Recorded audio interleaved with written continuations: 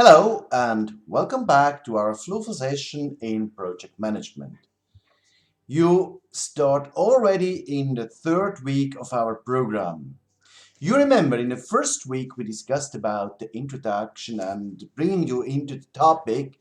Last week we discussed about the project definition, a very important part of the project management. And you surely remember that final point of the project definition is that we all know what is to do. This week we will discuss about the project planning. And as this is such an important part of the project management that we will discuss about this week 3 this week and week 4 the next week as well. Because if you do the planning right, then you are nearly safe with a successful project. First, coming back to the overview of the whole project, you remember that in project management we have 4 different phases. This is first the project definition from last week, then the project planning. We will discover this and next week. Third will be the project implementation, the really execution of the project. And last, which will be covered in last week of the program, the final phase, the termination of projects. Now, this week, as mentioned before, the project planning. Why should we go into project planning? Why should we discuss about project planning so detailed? You see, planning is really the crucial part of a project. If we do planning properly, it is the basis of any success. The planning gives us a guideline how to run through the project.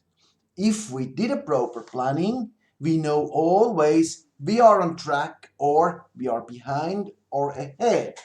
This means that we can hurry up or relax a little bit. Sometimes it's important as well. So planning is done step by step. If you have a 3-year project, you do not need to plan what you will do on the 3rd April of year 3 now. But you need to know which are the various phases of the project and what has to be first and after that. So it's a step-by-step process. It's a dynamic and iterative process, the planning. That means that planning is influenced by the project. Now at the beginning, we are doing a proper project plan over the whole project, which is called project concept.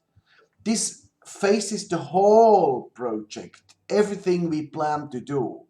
Not in too much details, but an overview. And then we are based on what you are doing during the project and what are the results in the project, you will have to adapt the planning. But a proper planning at the beginning will help you to adapt the whole stuff. And the planning, as mentioned before, will be completed with the project concept. Planning is really the important phase of the project. In the planning, we define how we will do the project. You remember the project definition, we define what has to be done. Now, how will we approach this bull for the fight? Like this.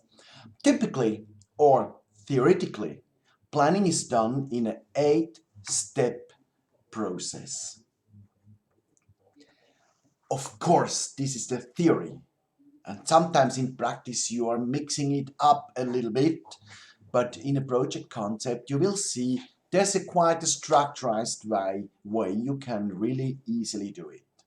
Now, the 8 steps are: first, you have to provide a project structure plan.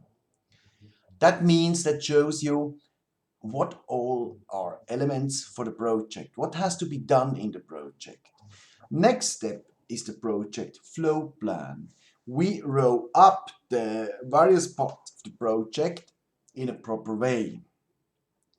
Third, in a proper and logical way. Third is the project schedule. We don't only row them up, we also schedule the whole thing with a timeline.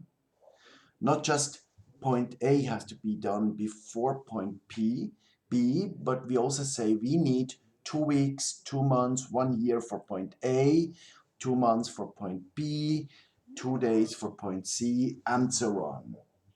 Then we go into the capacity planning. We need to plan the human resources, other resources, that they are available on time. Next one, very important, maybe for you as project managers, not that important, but for the project owners, very important, the cost planning.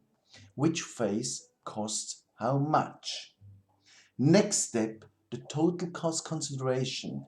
That is actually the first point or the first time in the planning where we really show, is it worth to spend that much money for this result?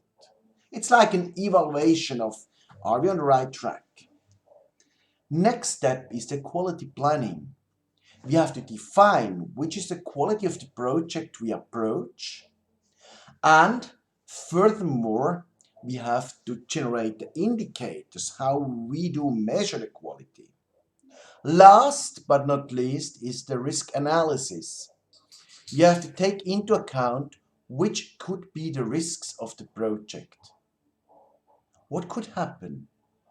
We don't have to kill us with this, but as a good project manager, we need to discuss, or we need to be aware what could be risks of the project and how do we approach them.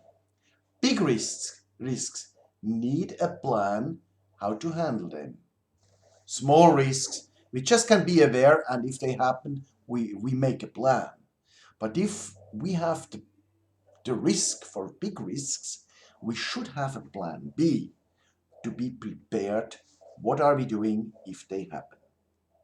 So, ladies and gentlemen, this is the program that will keep us busy for this third week and also the fourth week. In this week, we go into the first 3 steps and end up with the Gantt diagram. An interesting approach, I think, and I'm looking forward to have good discussions with you.